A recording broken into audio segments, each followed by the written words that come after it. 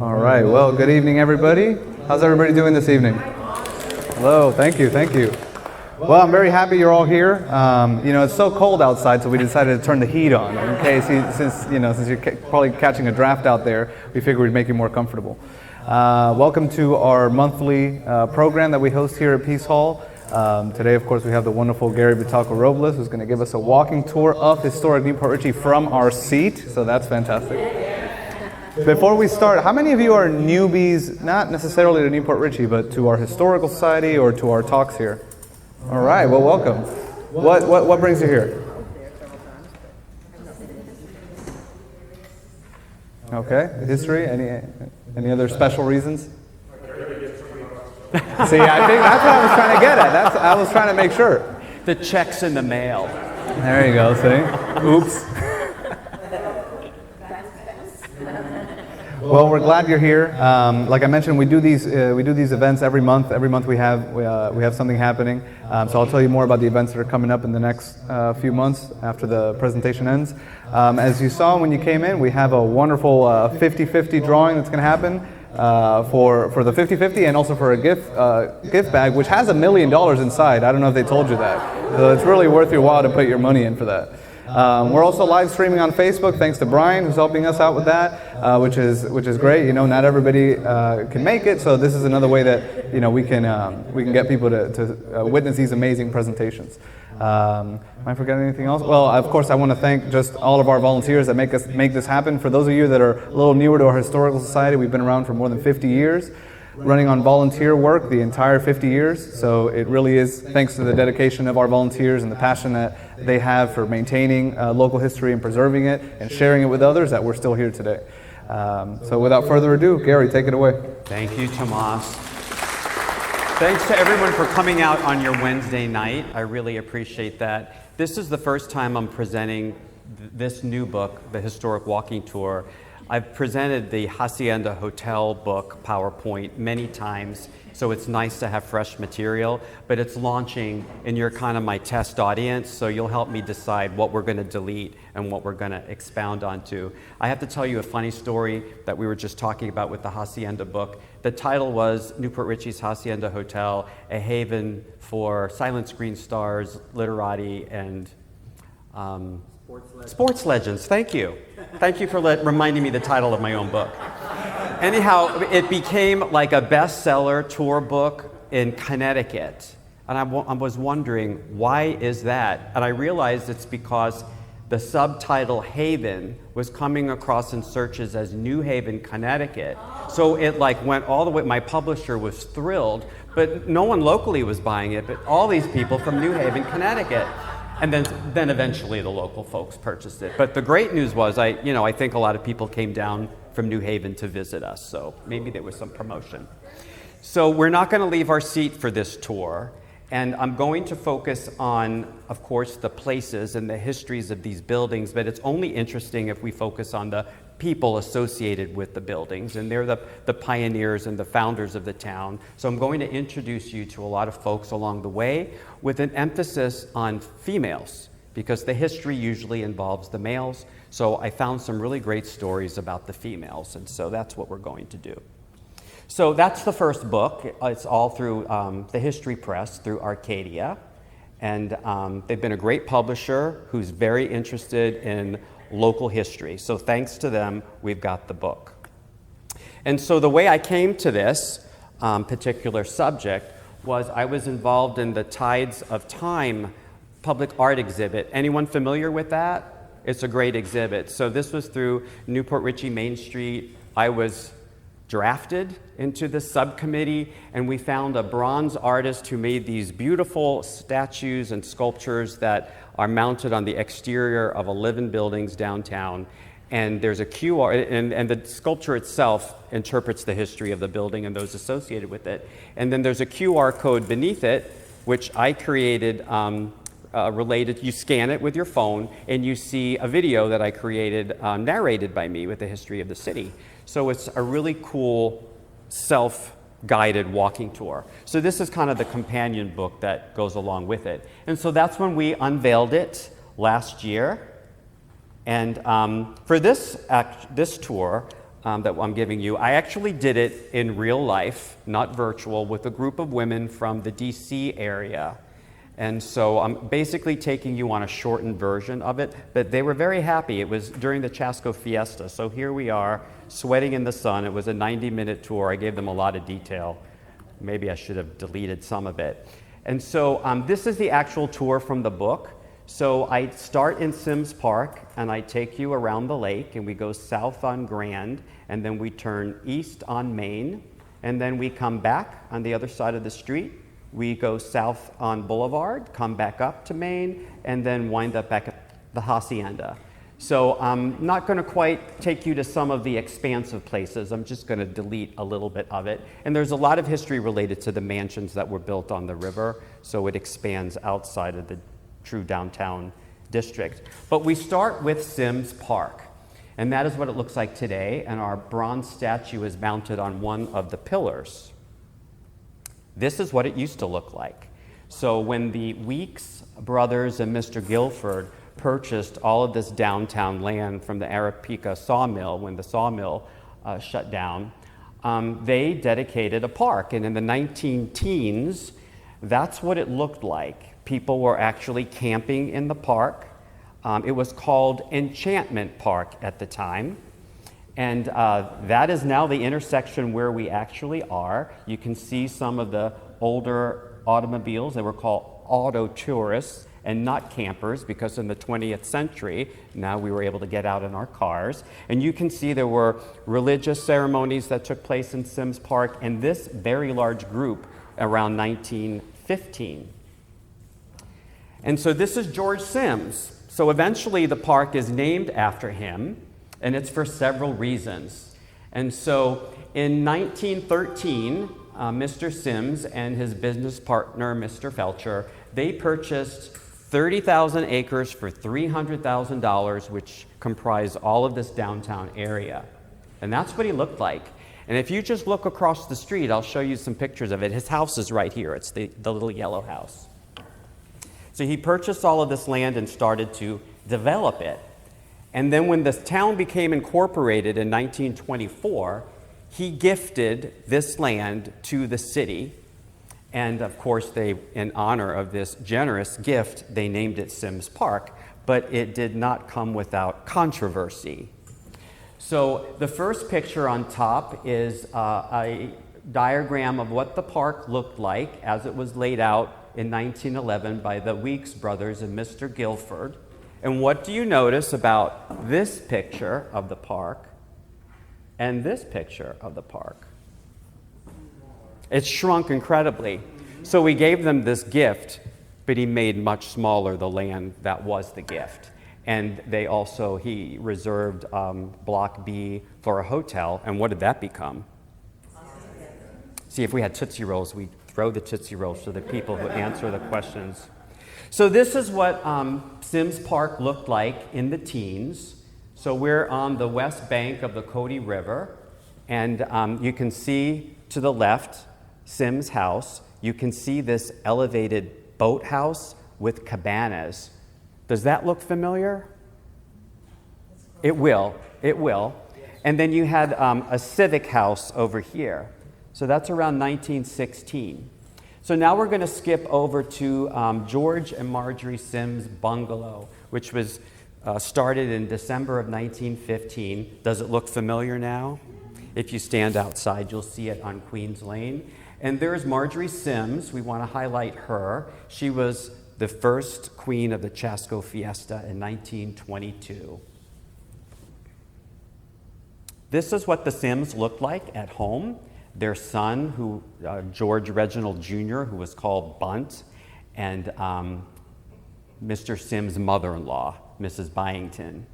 So on the 100th anniversary of the city, I went down to the cemetery in Clearwater, Sylvan Abbey, and I searched for Mr. Sims and Marjorie's and Bunt's cemetery stones, their headstones, and they were all grown over, and I felt that was just a travesty, especially on the 100th anniversary. So I called over to Mario here. I wasn't a member of the West Pasco Historical Society. Now I'm vice president, so I started from being a speaker, being a member, being a vice president. So when you come to these meetings, there might be recruitment, is all I'm saying. And so he had just been in touch with the Sims family because they had made some donations. And with consent from the family, we were able to bring up those stones that sunk in the sand. They have perpetual care there. And with consent from the family, we were able to do it. So we did something good for the Sims family on the centennial of the city. And so this was the Cody River Community Club. Does anyone remember it? It was here for many years. It then became a women's club. George Sims gave it to the community. I think in the end, it was actually used by the fire department. Yeah, I didn't want to say it, but thank you for saying it. Does this look familiar? Wow. Yes, this is where you're standing right now. So when I was a little boy, this building was on Washington Street, and it was called the Father Felix Ulrich Center, and I did my 6th grade Christmas pageant right there that I wrote and narrated. So it's a little surreal to be in the building doing this when I was talking about the Christmas story. So if you read the plaque outside the door, it tells actually a different story than what we have documented in our records. And so you can see the 1919 picture of the Queen of Peace Catholic Church, the first Catholic church in New Port Richey. And then you can see the rectory and this building. And it's claimed in some sources to actually be that original church building. But there's other documentation that shows it was built later as a parish hall. And so it's a bit of a mystery. So if you look at the original building, it's not in the shape of a cross, but now it is. But some can say, well, it was just added onto. But there was a hurricane that wiped through the city in 1921, and it kind of moved the church somewhat. But the information that I found was that this building that we're in was actually built in 1931, in addition to the actual church. And it was funded by Edna Wallace Hopper. She was a silent screen star. Do you know what she's completely famous for? If you guess anything, it'll be as obscure as what I'm going to tell you. She was one of the first celebrities that had a facelift in the early 20s. And so she would come here, and when she was here, she would attend the services, and she donated to the building along with Gene Sarazen, our local golf superstar. So these are more pictures of the bandstand that we call it now. Right now, it's in front of the museum. So in 1983, it was moved. And here's a good picture of it when it was in Sims Park. You can see the cabanas where people changed into their swimming clothes, which looked like streetwear of today, and some supplies for their boats. And this is our museum. This was the Seven Springs School that was relocated here in 1981. I wish Beva was here because it was her relatives, the Stevensons, who sold it to a family who later bought it and donated it to us in 1981. That is what Orange Lake looked like in the very late 19-teens. It was the city's first residential neighborhood. So now we're walking out of Sims Park and we're walking on the circle, the north part of the circle. So lots of things to unpack here. We'll learn a little bit more about these men. But this street here is Grand Central. So that's what it looks like now with Frank Starkey's wonderful apartments that are there. But originally, this was Benjamin Hermanson's house, Rollo Draft's house, and Judge John Snell had a building called the Idlewild Hall that was built in 1912, probably one of the first buildings built in the town. It was the first schoolhouse on the second floor, and the parents thought it was such a fire trap that they told the kids, if you see smoke, just jump out the window. They would probably survive that than staying in the building. But that's how rural it looked at the time. And we'll learn more about these men. This is Mr. Benjamin's house, his wife Louisa. And this was a time in history when land was being marketed to people in the Michigan and northern states area.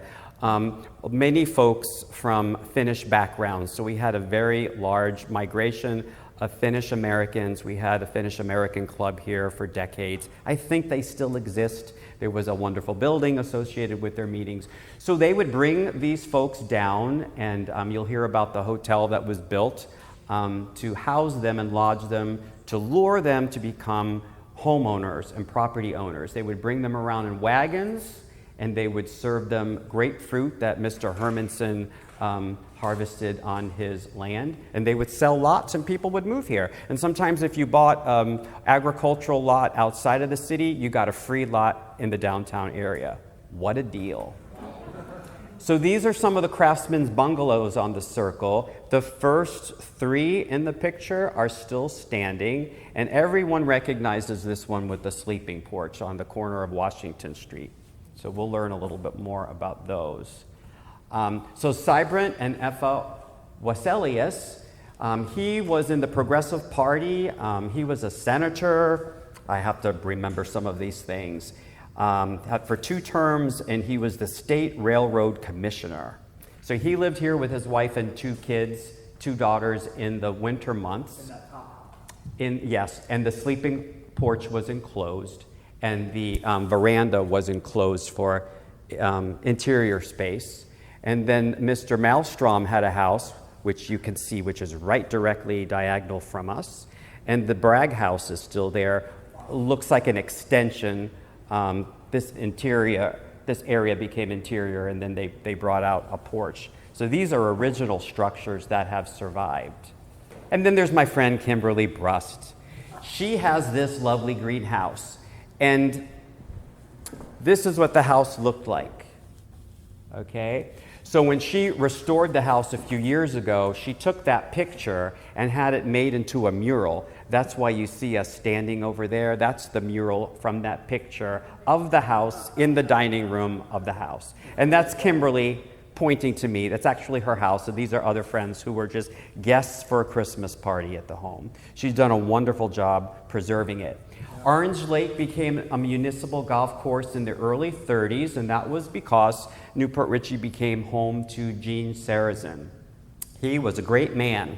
He was he was the first of 4 men to win all of it was called the Grand Slam, all of the 4 major pro golf championships. He was a big deal. My grandfather knew about him. He originally came from the Great Neck, New York area, where all these celebrities came from. And he had a house here, which now Reagan Weiss has restored. It was heavily damaged in the hurricanes. But he used to teach golf. He was trying to promote golf. He became a manager of the Jasmine Point Golf Club. But he had this little municipal golf course, and he would drive around in his open touring car and was very accessible to the kids. He's known for the sand wedge. He welded and created the sand wedge, and then he won championships using the sand wedge. And that's the Huddleston garage where he actually welded it, which is no longer there, but you probably know the building on Graham Boulevard and Gulf that the Bazzuli brothers built. That's what it looked like when I was a kid. There should be a plaque. There needs to be a plaque. Home of the sand wedge. How far did the golf course go north? The golf course, the Jasmine. Oh, this one, it was just around the lake. It was just around the lake, yeah. There was the community church, the original one in 1921 that was damaged by the hurricane, and then what we have there. And we've got the Veterans Memorial. Okay, so now I'm standing where Grand Boulevard intersects the circle. You know where I am? The cigar lounge is here. That's what it originally looked like.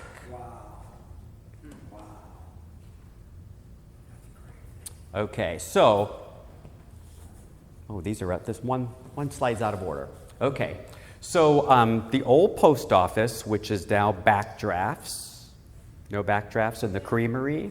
Okay, so before it was all those things, it was the Sass Hotel. It was also called the Enchantment Inn.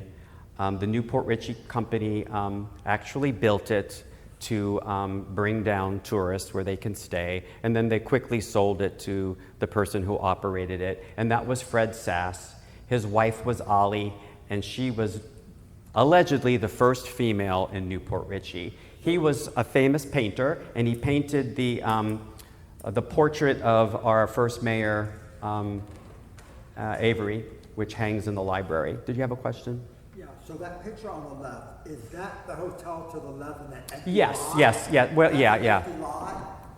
Yes. So is that now that house built on that lot? No, this is that building. Okay, It was got it. actually small, and then they added onto it. We'll see another picture of it.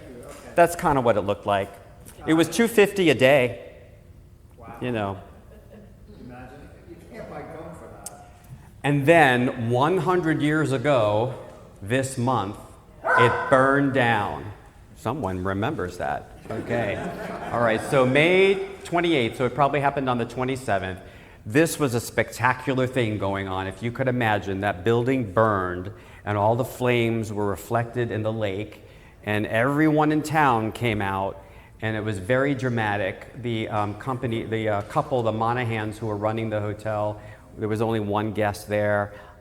They had to escape by getting out of the window on the second floor and climbing down to their vehicle that just happened to be parked close. There was also like a maid who was present who was injured. Folks had to like jump out of the window. So everyone in town came, and this is when it was very primitive in terms of a volunteer fire department. The hacienda was under construction at the time, and so this never faced competition because it was gone well before the hacienda was built. But that's what the space looks like today. And that was our post office, our first freestanding post office in 1959. Uh-huh. Do they know what caused the fire? Oh gosh, I think the newspaper does state what it was.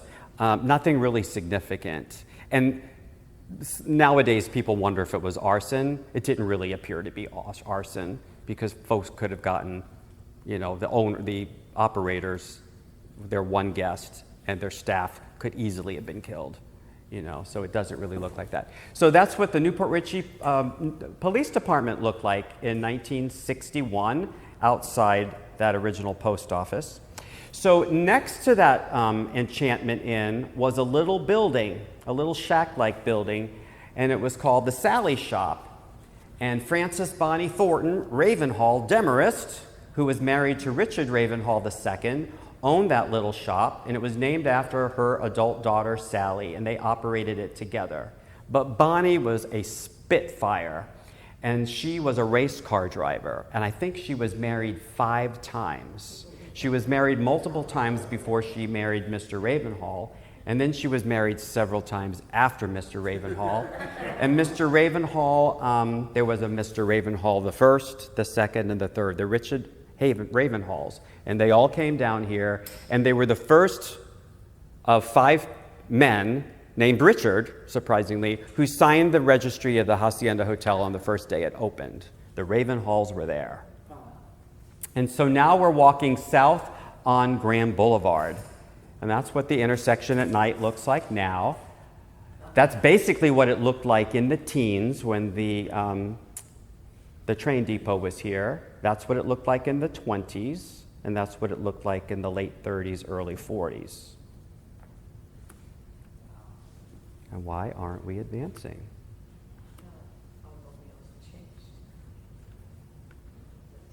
Okay, so you know this building, the Maxwell building, okay. All right, that's what it looked like under construction. And I just want to point out that there are some African American members of our community who were restricted to live in the Pine Hill area, and they were the folks who built the city. I mean, physically built the city and laid the brick streets. They were part of the crew here.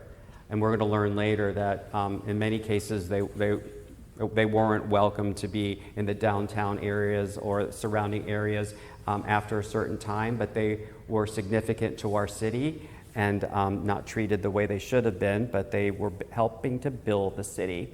And so T.S. Maxwell was the owner of that building, and he was from Clearwater, and his claim to fame was that he was present at the Gettysburg Address in front of the podium and shook hands with Abraham Lincoln. Now, who was going to argue with that when he told that story? So he was the owner of that building, and we know it as being home to F.I. Gray & Sons, the first realty firm in town in 1924 that is still in operation and is a leading force still. There's a sweet shop there now that sells candy, and originally there was a sweet shop that sold candy. Oh, wow. And when the Enchantment Inn was burning, this building was relatively new. That was 1926, and this was maybe 6 months old. They were afraid that the fire was going to catch on the Sally shop and then burn on this building. So there was a bucket brigade. So members of the community took these buckets of water from the lake and passed it, and some were standing on the roof and they were soaking the building wet so that if the fire spread, they wouldn't lose this building. Nice things of community members to do. So we've got to just do a shout out to F.I. Gray. His son, James E. Gray, is known to be the first child born in Newport Richey in 1915, allegedly. No one else has claimed it for that. And he was married to Lori Gray, and Linda Gray Little, married to Des Little, who recently passed, is kind of a pillar of our community, and she's the mom of a dear friend of mine. So we want to pay homage to the Little family.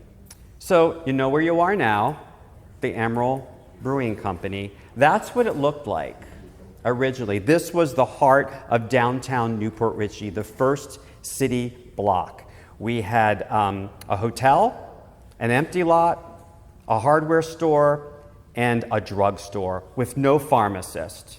Back then, you didn't need a pharmacist.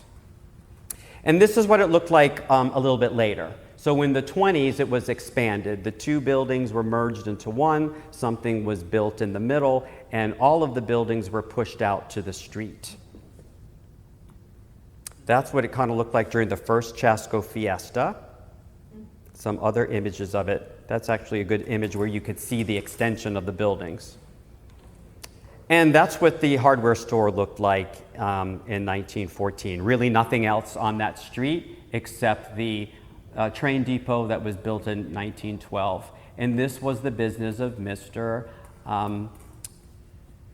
Draft. So here's the original ad for it. That's what the hotel was called, the Grand Rapids Inn, and then later Hotel Newport. I think the only reason they called it the Grand Rapids Inn was because they were marketing the city to people who lived in Michigan. And many of the people who relocated were from Grand Rapids. And so, great way to flip the name for your demographic, and then you can flip it back to Hotel Newport, which is more related to your town. And so, just some ads from it, and the building on the left was owned by or operated by Anthony Piles, and then Mike and Minnie Broersma. This is what he looked like with his big, thick mustache. So the drugstore was our first post office in 1915, maybe like a 6x6 section of the building. And you had a barber shop in there, a doctor who came one time a week, a meat market. And it was also owned by Benjamin Hermanson. So these are the two men whose houses we saw around the lake. So they had a very short walk to their business. And then it expanded. This is Rollo Draft and Mr. Hermanson with some more information about them. They were very prominent in the area. And then you've got this little building. This is where I'm a history nerd, and so I'm not going to take you too deep down the rabbit hole, but we have a vast archive of photographs at the West Pasco Historical Society that's scanned thanks to Paul Herman and his crew and Jeff Miller, and they're all available online. And so we see this notation in the corner of them, Palmetto Studios. And I noticed that there is a studio right there, and sometimes they're signed E. Doan. So I learned that E. Doan was Eiffel Doan. So the photographer who gave us the vintage images of our city was our city's first female photographer, who had a studio here and several shops. And so I just really wanted to learn more about her. So she actually operated out of several different buildings, and she made her life with a woman by the name of Harriet Davis, and they're noted in all the society columns as two women who lived together who were very ingrained in the community and traveled and did all of these great things. You know where I'm going with this. Yeah. So, I don't know, maybe not, but it sounds like they might have been Newport Richey's first lesbian couple. Just saying. And maybe not, and that's okay too. But she became a photographer in Tarpon Springs and did all of the graduation photos. And then she kind of disappears.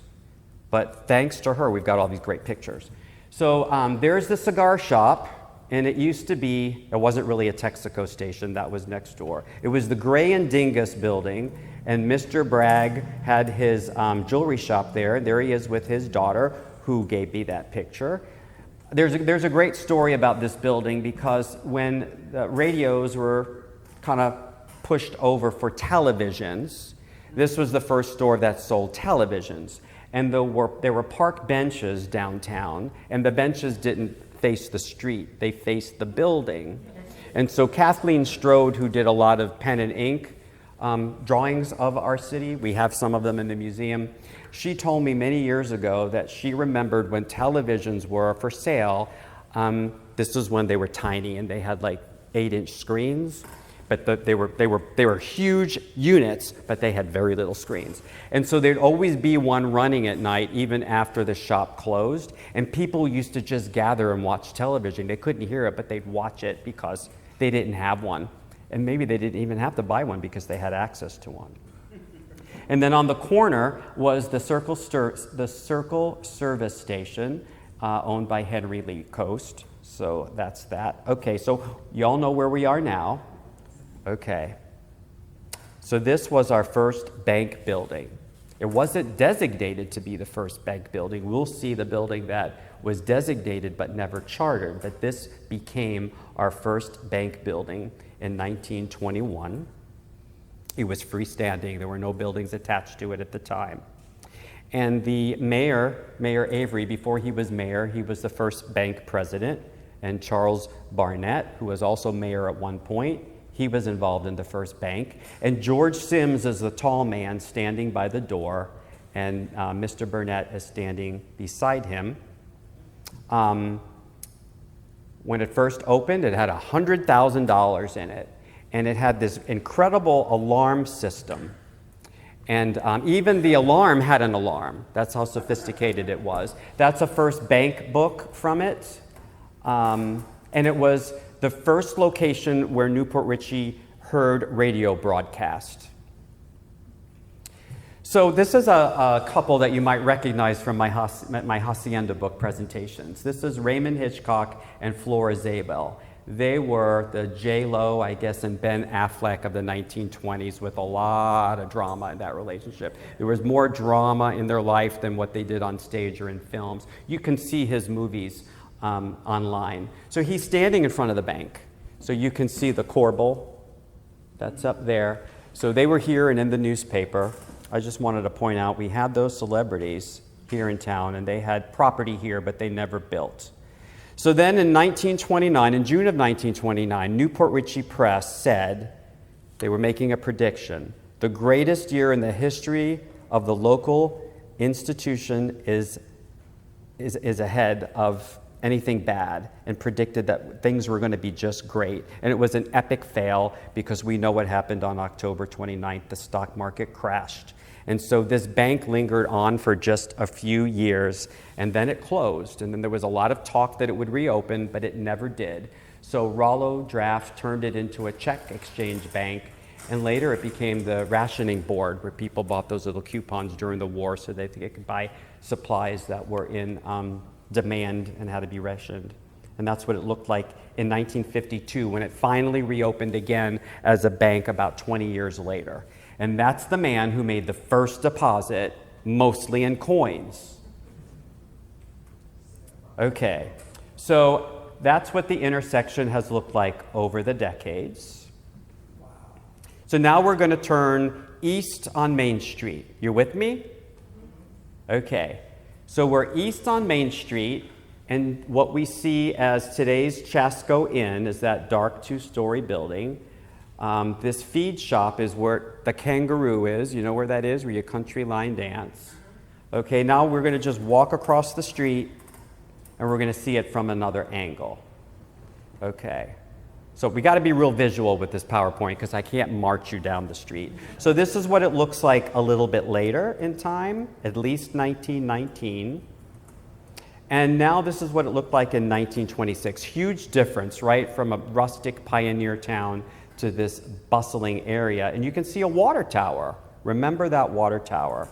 This is the same angle about a year ago, and there's the water tower.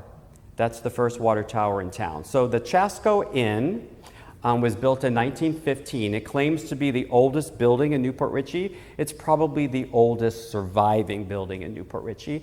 And it was named after Horace Havens. And he was a fisherman, right? He's got a fish there. But he was also a violinist. And he went in 1923 to Atlanta, and he played the violin on the radio. And it was broadcast in Newport Richey. So everybody in town came to the few areas where there were radios in 1923, and they listened. And there was a lot of static. So they heard a little bit of the music, but they heard a lot of the static. And these were some businesses that were there. Okay, so I do want to tell you about the Standard Grocery and Mr. McIntyre. Mr. McIntyre made cedar chests in what is now the Chasco Inn, but he has the distinction of being a man in town who visited and became the first patron of any new business. So he had the first meal at the Hacienda Hotel. And that type of news is what was published in the Newport Richey Press, that level of excitement. And the Standard Grocery was owned by this man named Emil Nyman. And there he is with his dog, Robbie. And so the Havens building contained the Harmony Hotel for $12 a week. It was also once called the Rialto. That big crowd is the first Chasco Fiesta. And there's that water fountain, that water tank. And Emil Nyman was the man who actually built and owned the water tower, and he created all of the mains in town and helped bring water to all of the residents. Then 100 years ago, the Chasco Inn building was sold to a Mr. Mort Swafford from Chicago, and he renovated that shacky-looking wooden structure and turned it into the stuccoed building with the ornamental gables that you see now. It looks pretty much the same as it did here in the 20s. In 1926, they broadcast the World Series, and people gathered outside to listen to it, and they erected a scoreboard so that they could be interactive with the radio broadcast and feel like they were a part of it. Somebody climbed up this ladder and changed the numbers each time there was a score. And that's another shot of what that looked like. And here it is now. In the 50s, it became the Weisskopf Travel Agency. It was a bus depot. My friends, Eric and Beth Freger, own it now, and they took down all the awnings. Did you notice? They're replacing them. Anybody know what color they're going to be? I know the inside story. They're going to be blue, like they were many years ago. And so you recognize that building? You've seen that? It was originally the Newport Richey sales office, George Sims's place. And there it is in the background with Marjorie Sims on her horse. And there are some men, Mr. Broersma from the Newport Hotel, they hung their fish out on Mr. Sims' porch there, and then it became the Newport Richey Press building when George Sims moved his office across the street. So that's what the presses look like. Originally, it was done with a hand press, a foot press, and then more modern equipment, intertypes, and linotypes. Then that building came down, and the Byington building. Anybody remember that building? I remember that building, the old Byington building. Ethel's card shop. We think it was named after Blanche Byington Swafford. That was George Sims' sister-in-law, and she was married to Mort Swafford, so we think it was named after them. Now this is Carl Maury's building. This is the Dr. Burnett's post office arcade. This was Newport Richey's precursor to the indoor mall. And so it was designed specifically to house the post office, which had bumped around to various buildings. And right now there's a couple renovating that space into a speakeasy. It's very exciting. The Vino and Vibes is in the northeast quadrant. But you know, it had this OG arch. It was very fanciful for its time in this city. And it was open air. Right now there's a gate, and there's that area where the fountain used to be, which was never original. But the reason was the post office operated there, and then all of the post office boxes were in the corridors, and people can come and go at will to check their mail. And that is our Gerben de Vries. He's actually at the post office window. So if you go into that building now and stand in the middle rotunda and turn to the left, it pretty much looks the same as it does now with a skylight above, and the parking lot across the street is named after him. And what is his claim to fame? He created the Chasco Fiesta to raise money for books for the Avery Library. A little bit more of what it looked like. All of the businesses that were there, including the Lesors, and that's a picture from their descendants. Now we're turning around on Main Street and we're facing west in the mid-50s and in the early 60s. And the building on the corner is the Michael Fame building. It's had a dry cleaner in there since it was first built. And Melody Parker, who's a good friend of mine and a graduate from Gulf High, class of '64, that's what it looked like. It used to be John Snell's Snell Hall, built in 1920, that had lots of businesses in it, including the library. So that's what Main Street at Adams looked like, facing west. Are you all with me? Okay. Then if we go across the street by the arrow, we can see it from that angle with the dark building in the middle, which is now the Chasco Inn.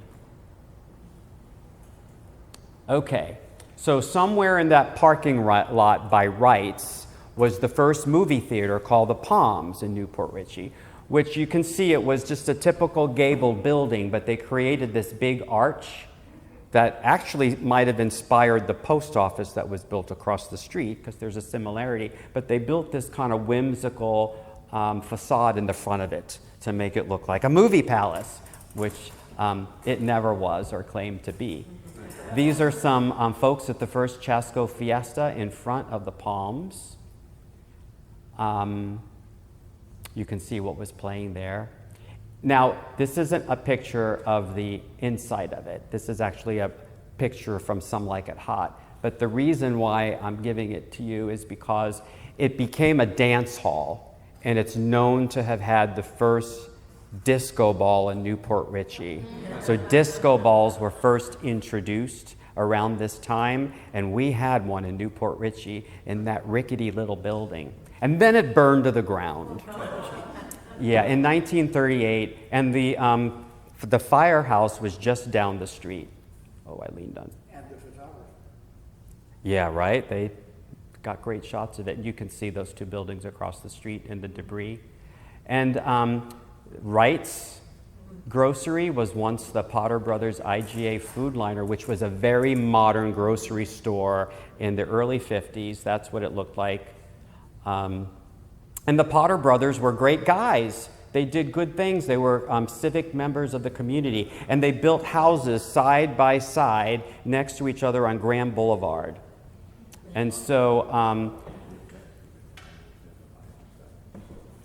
Steve Carmack gave me these clippings of himself and two other guys, because the Potter Brothers used to do really neat things for the community. And they gave away this trip to Southern California to send these guys to Knott's Berry Farm and Disneyland and to see a Dodgers baseball game in Los Angeles. And they still talk about what a wonderful thing it was. And it's only one of the things that the Potter Brothers did.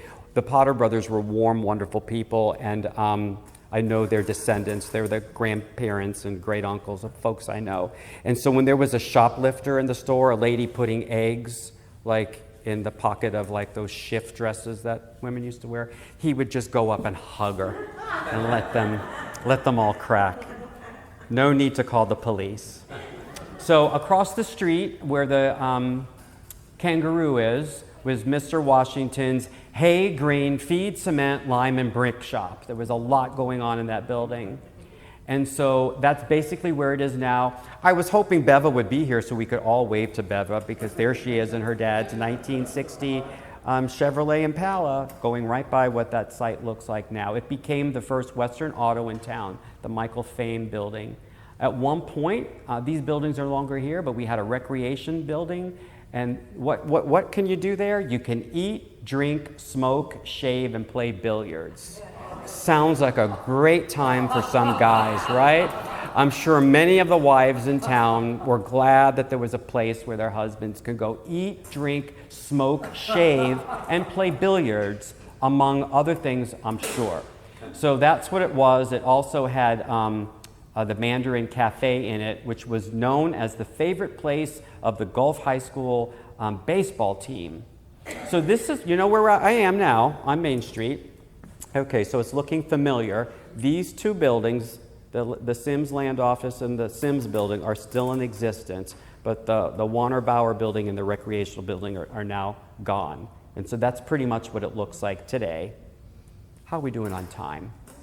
It is 7. Okay.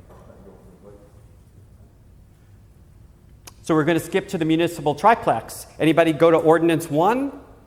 Okay, and we now know that Ordinance 1 is named after the ordinance that gave us Sims Park. That's the connection. So this was a municipal triplex that was part of the Works Progress Administration during the FDR administration to build. And so we now are going to have a library, a city hall, and a firehouse in the same building. And a jail in the back. The back was like a post office and a one-cell jail. So that's what it looked like. This was the librarian. You had the city hall going on there in that picture. You had the police entry in the rear with the cell. And Bunny Minton, we have to pay homage to her. She was the dispatcher who was very popular in town for many years. She was very beloved. And that's what our great fire department looked like. Originally, we had La France fire trucks that didn't dispel water. It was like a chemical formula that came out, and then it evolved. That's what it looks like now. The ordinance did a really good job of preserving the original fire city map. Then you've got the Sims building, which for a tiny little building, it was created by a very famous architect, Frederick Homer Trimble, who designed Gulf High School, and originally the Florida Southern College layout, which was later taken over by Frank Lloyd Wright. It was George Sims' building. His name is etched. It actually was opened in 23, and it had a library and all of these other shops. So this is the first brick building in New Port Richey. It was intended to be a bank. It was never chartered, and it became George Sims' office. It has the original die-bolt safe in it. They preserved it and turned it into a door. Different views of it. It had the first city clock, Michael Milbauer's office for many, many years. It doesn't look much different than it did there. This is a view of Main Street, and then we're going to go a little bit south to just show you these overviews. Everybody knows Railroad Square, and it's Railroad Square because of this little depot that was placed in November of 12, and we finally had running trains in 1913. We even had a welcome committee that came out and greeted the train passengers. It was about a 24-hour trip to Tampa and back. Letha Goheen was the master of the train depot. She was in charge until it shut down in 1943. Then it became like a VFW lodge. It was moved down to like Adams, and then it was moved to Pine Hill, and then we kind of lost track of it. That's kind of what it looked like then, what it looks like now. That's a really cool shot of being on the deck of the train station looking at the theater. And of course, that's what it is today. Beautiful. The Pasco building, this was designed by Thomas Martin. It was the office of Warren Burns and James Becker, who developed many of the buildings and brought many of the celebrities down here. The space that was Warren's and Burns is now the Pink Brick Boutique. Look at that great detail. Juliet balconies, a hectagonal cupola. Very Thomas Reed Martin, there he is. So that corner space under the cupola has been many things over the years. It was originally Mr. Vahey's pharmacy. So just take a look at that. Take a look at those 3 windows over on the left and him standing there in the back by the cashier. That's what it looks like today as Allah. Pretty much the same inside.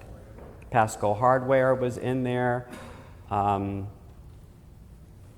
Ravenhall, we heard about him and his race driving wife. The building that is now the Estuary used to be the Seminole Garage, owned by Mr. Ravenhall. His family members were from Coney Island, Brooklyn area, and they sold Coney Island hot dogs there. Then the building became a cafe shop. The back of the building was the new Port Richey Press. Everybody knows Jimmy's Bakery, Jimmy's restaurant that burned to the ground. That was the next big fire in town. Then it moved across the street. I call this, what did I call this?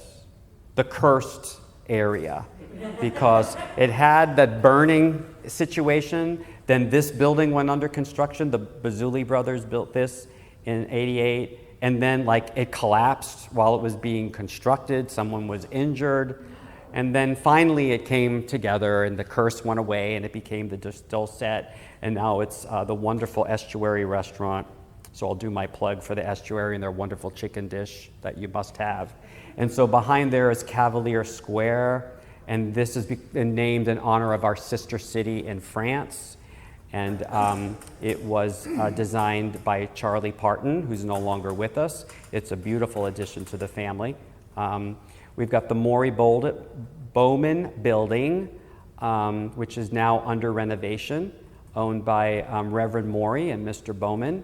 Reverend Maury's wife taught piano in there, and it was a Masonic temple. So there were a lot of fraternal organizations in our town, and the second floor of this building was designed specifically for those organizations.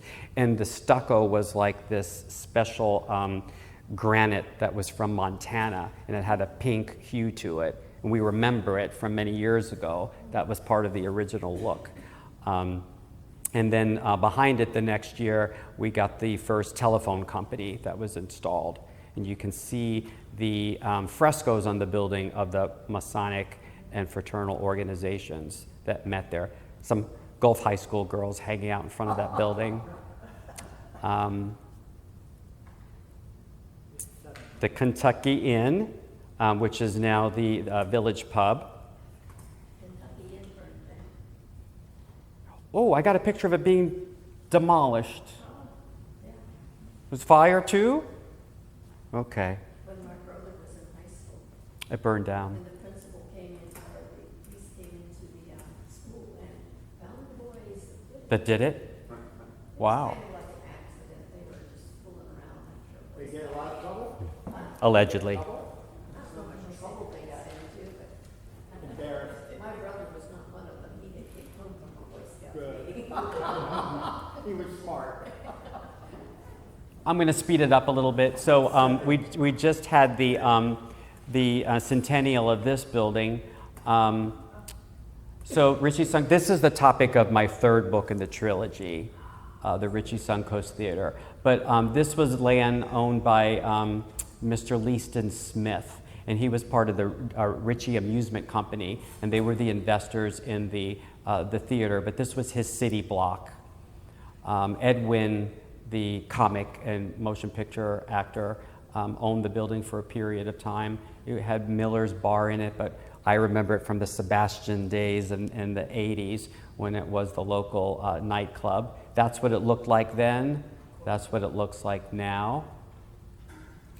So the theater wasn't built by Thomas Mahan, it was built by the Richey Amusement Company, but in his honor because he was our local silent screen star who built a home here and brought a lot of attention to the city. That's him with his wife, Frances, here in Florida.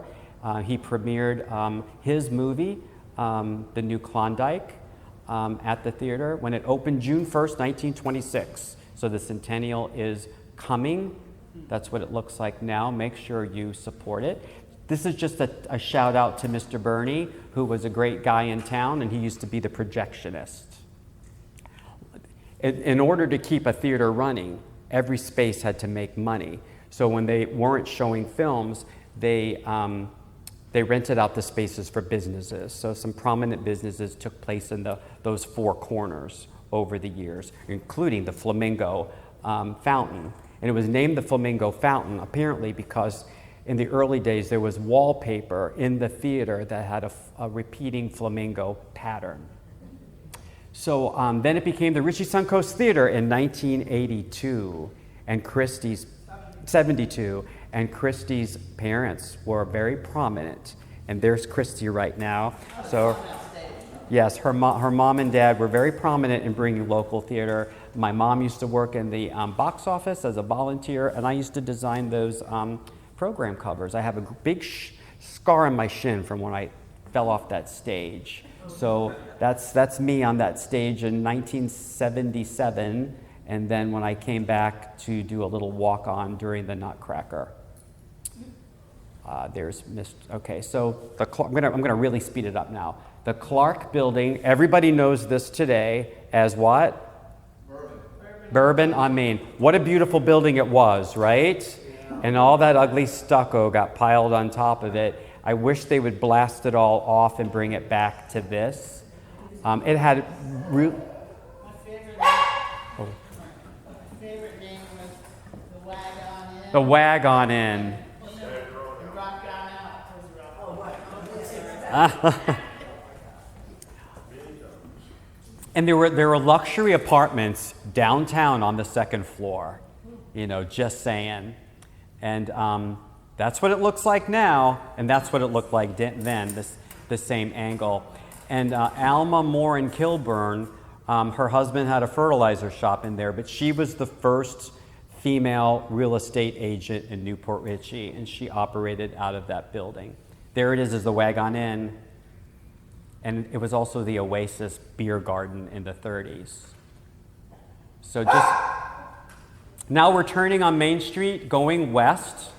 So this is the Hacienda Hotel, right? And this is the lake. So you can see in the early 50s, there was really no development on Main Street in that area. And that was the site of the local baseball team that was pretty popular. Here are some great shots of what it looks like now. The bank became Davis Pharmacy. I have a picture here. The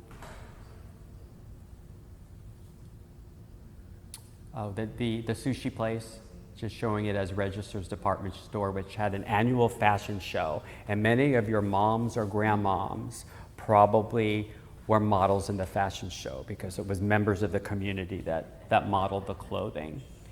And you can see where Sally's Restaurant, the Gray and Dingus building, eventually became the Social and the rooftop cafe. I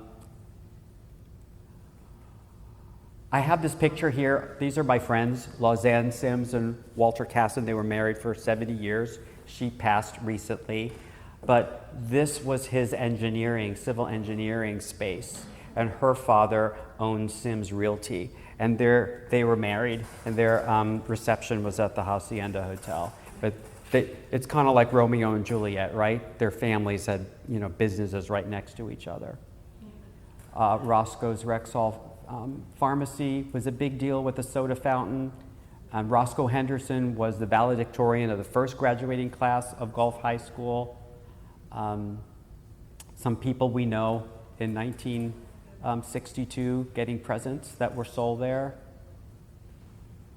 The barber shop was May's place. She was with the Salvation Army, and she was a pillar of our community too.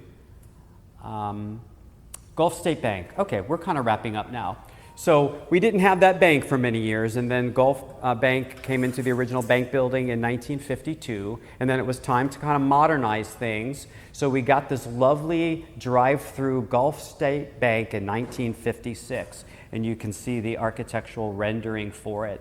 So, and that's the building today. I think some major sections of the building are probably still here, and then they kind of filled it all in, took away all the glass, and expanded it and went to a second floor.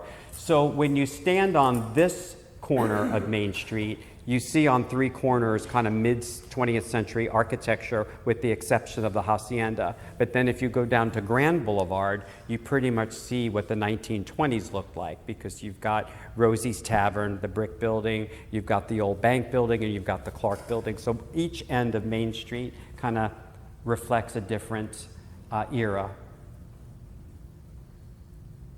And then James Altman's Law Practice. We're all wondering what's going to happen to that building. But we all love Pete Altman on our city council, and this was his dad's practice. And so the George A. Smith building, which are all of our favorite Ottoways, used to be the real estate office of George Smith, and he was the one who had that famous sign. 4,625 friendly folks and 2 or 3 old grouches welcome you to Newport Richey. And I guess we're going to wrap up with Dr. Grasson. The bridge is named after him. We've had 3 bridges over the Cody: the 1920 bridge, the 1927 bridge, which was called the Humpback, and then the modern one that we have today. He was a great guy. He had a patient whom he hired, sent her to nursing school, and she worked for him for 52 years. He was a really good guy. And when the bridge over Main Street was being restored, he brought in his contacts from the government and the Army to give us a suspension bridge during that time. So I'm going to skip through the hacienda because everybody sat through that presentation. And there we are, Newport Richey.